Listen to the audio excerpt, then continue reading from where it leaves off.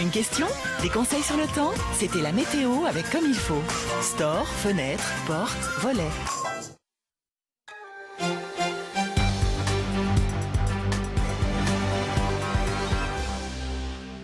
Bonsoir et bienvenue dans votre édition locale.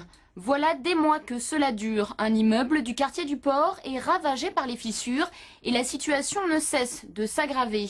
Inquiets, les riverains mettent en cause le chantier du parking souterrain situé à proximité sur le quai de la Douane.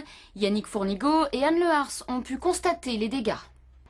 Depuis le mois de mai, Claude se bat avec ses portes et fenêtres. Son immeuble bouge, se fissure, déformant le cadre des ouvertures. Certaines sont condamnées, d'autres le seront prochainement. Elle ne s'ouvre plus. Elle est décrochée et il faut soulever. Et celle-ci est la moins affectée. Les autres, j'ai été obligé de rajouter des cales d'épaisseur, mais il est certain que la structure de la fenêtre est maintenant déformée. Déformé car l'immeuble semble basculer vers le port et vers la mer. À chaque étage, son lot de fissures et d'inquiétudes pour les résidents. Ils sont chez eux depuis longtemps et ils n'ont pas d'autre endroit où aller. Donc, tant qu'il n'y a pas d'arrêté de péril qui les met hors de chez eux, ils ne peuvent rester que là. Mais espérons que nous n'arriverons jamais à cette situation-là. Un collectif s'est créé pour faire constater par un huissier les dégradations. Des repères ont été posés sur les fondations ou sur les murs porteurs. Partout le même constat. Donc on se rend compte qu'en effet ça a bougé, puis ça continue à bouger. Là. On avait un autre là, qui est ici, qui a été placé, qui s'est cassé d'ailleurs, dû à l'effondrement, je pense, de l'immeuble. Le problème viendrait du chantier du parking du quai de la Douane. L'immeuble en pierre et mortier date de 1880. Bâti sur un marais, il subirait les pompages liés aux travaux souterrains. Avec un pompage artificiel, on crée des circulations d'eau qui vont donc dissoudre du gypse ou entraîner de l'argile. Du coup, ça crée des vides dans le sous-sol et les immeubles se tassent au-dessus des vides. Une procédure est engagée pour prouver le lien entre les dégradations et la construction du parking prévu sous le niveau de la mer. La Chambre de commerce, maître d'ouvrage des travaux, ne s'exprime pas sur ce dossier. Les riverains, eux, s'inquiètent aussi de voir prochainement débuter le chantier du tramway sur le port. La sanction vient de tomber.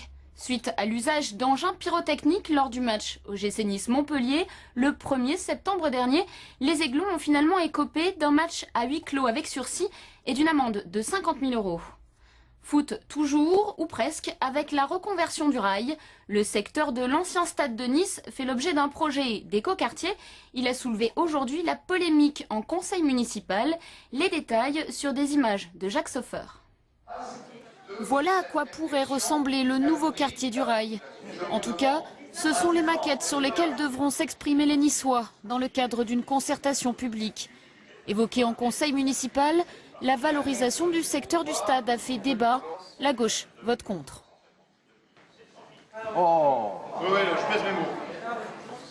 L'opposition va plus loin. Elle voit dans ce projet une mascarade et craint la bétonisation du quartier.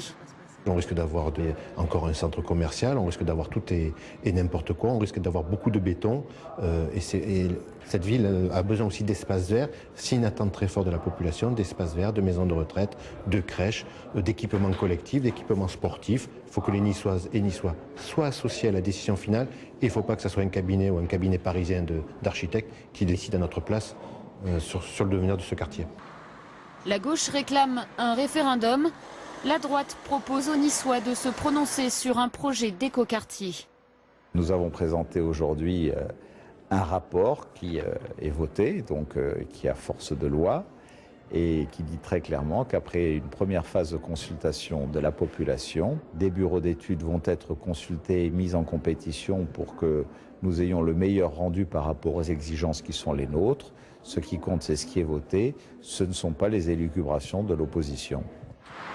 À ce stade, le projet prévoit la construction de logements et de commerces et l'aménagement d'espaces verts et d'équipements sportifs. Également adopté en conseil municipal, l'utilité publique de la construction d'une crèche en lieu et place de la future mosquée quartier de la Plaine. Les travaux de la salle de prière ont été suspendus et des négociations sont en cours pour envisager un nouvel emplacement. Place à présent à Nice Patrimoine. Notre série Nice vue de la mer se poursuit. Aujourd'hui, nous embarquons quai des États-Unis à destination de l'ancien pont des Anges, un voyage sur l'eau et dans le temps que nous proposent Véronique Lupeau et Yannick Fournigo.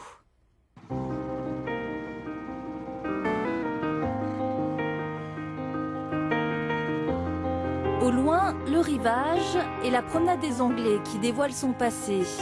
Aujourd'hui célèbre dans le monde entier, elle n'a pas toujours été aussi attractive. C'est au XVIIIe siècle que son histoire commence véritablement avec le quai des États-Unis. Au moment où les fortifications sont détruites par Louis XIV et où on va créer sur le reste du rempart les terrasses, les premières terrasses. On est autour de 1750-1789, c'est-à-dire qu'on va créer le premier lieu de promenade pour les personnes qui venaient en villégiature à Nice. C'est-à-dire c'est le démarrage de l'arrivée des hivernants à Nice, bien avant la Révolution française. Lors de notre balade, difficile de ne pas remarquer ce magnifique bâtiment, l'Opéra de Nice. Un édifice marqué par un événement tragique. Le 23 mars 1881, lors d'une représentation, tout bascule. Le rideau s'enflamme, les lampes s'éteignent, les spectateurs paniquent. Plus de 200 personnes périssent dans ce terrible incendie. L'opéra est reconstruit un an plus tard. Notre navigation se poursuit le long de la côte et voilà que nous tombons sur ce pont. À première vue, il est ordinaire et pourtant, c'est tout un symbole.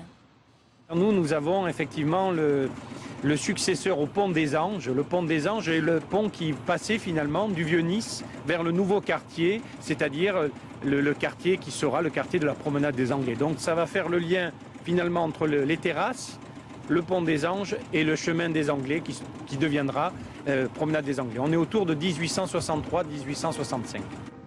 Par-delà le Paillon, c'est tout un nouveau quartier de la ville qui se développe alors, avec ses palaces et ses hôtels de luxe. Mais ça, c'est une autre histoire. Vous pouvez retrouver les sujets de cette rubrique sur notre site internet www.nicepatrimoine.fr. Avant de se quitter, notez bien l'emplacement des radars mobiles pour la journée de lundi. Avenue Sainte-Marguerite le matin et Métropole 6202 l'après-midi. C'est la fin de ce journal. Tout de suite, la météo de Béatrice Muller, puis votre édition nationale. Bonne soirée à tous et bon week-end.